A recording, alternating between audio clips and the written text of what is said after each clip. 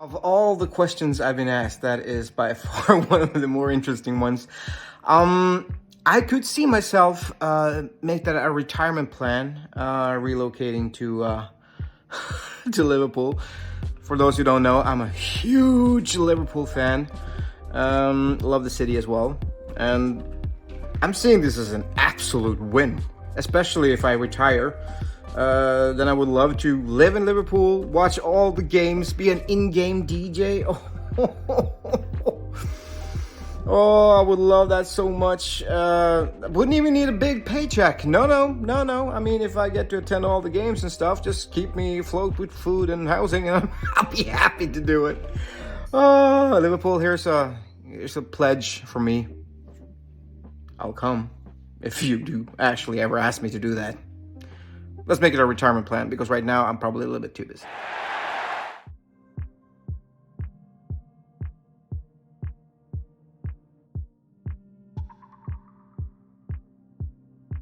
I would say the best thing about spending time in airplanes and airports is you get work done. You actually get to just sit there and focus on the one thing you want to get done.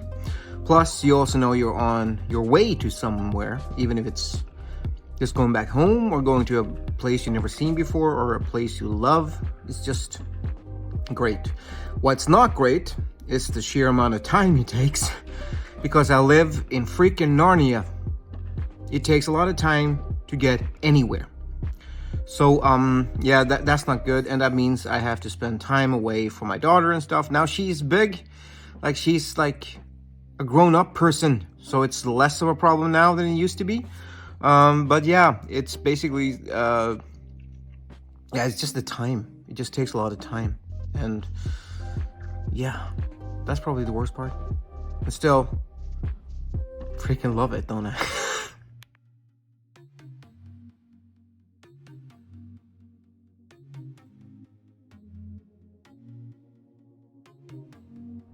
That's a very good question, actually. I used to love Muhammad Ali, obviously, like everybody else have.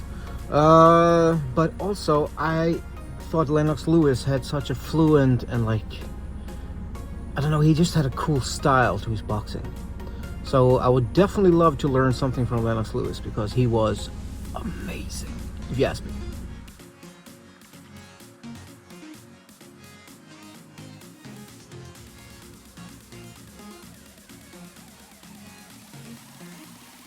All right, so the best sushi I've had it's between two places. It's in Vancouver and one in a place up here in Norway, actually, in Hammerfest. That's what it's called, the city. Those two are the best places for me for sushi so far. Ramen is probably best in Japan, but I've never had it there, which is a shame. But I think the best one I've had is actually in Los Angeles. Ribs. Ooh. So there's this place in Amsterdam called the Nachtwacht. I have been advocating for that for many, many years. And yeah, those so far are the best ribs for me. But people from Texas have been telling me that I need to try theirs, which means, force my hand, eating ribs. I would love to try. Coffee, that's actually a good question. I did really enjoy the Cuban coffee in Miami, I have to admit. That was really, really tasty, and it definitely kept me upbeat most of the day. Burger. Oh, see, that's a problem though, because I've had quite a lot of burgers in my lifetime. But I think it's called Kuma in Chicago. It was absolutely amazing.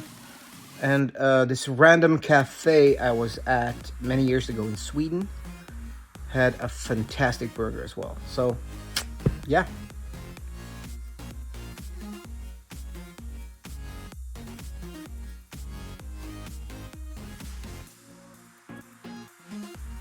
Okay, so cities that fly under the radar, both for playing, like partying, and for just visiting. Okay, I will first mention one city, my own, Kirkenes. Trust me, like, this place might be small, but we know how to party. It's beautiful. We have a snow hotel, got the Northern Lights, we got like a lot of stuff.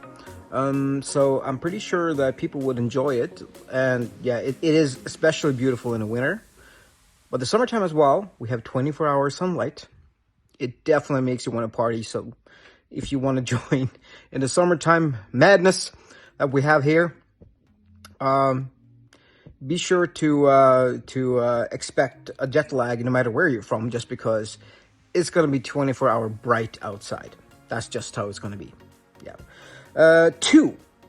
Let's see now. There's so many places. See, that's the problem. I remember playing at this random place. And remembering names, that is not my forte, I can tell you that. Oh, yeah, okay. So, there's this tiny little town outside of Malmö in Sweden. And there's this guy there. I'm not going to say his name, though, obviously. He booked me, and also my booking agent, for a party last year. A garden party.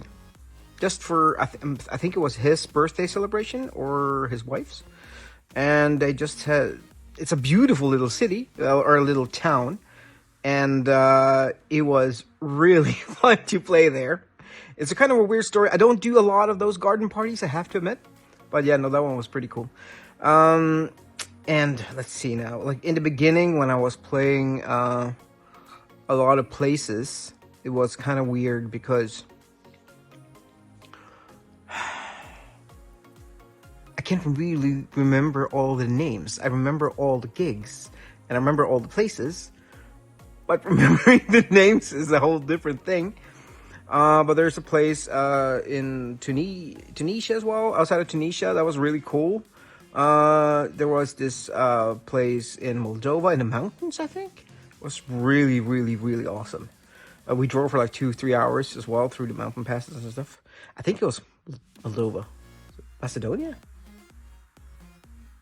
See, this is the age thing. This is what becoming 40 is like. You start to go like, I remember the days, but just not where. And yeah, other than that, oh, there's so many places. Kristiansand in Norway, cool place as well. Oh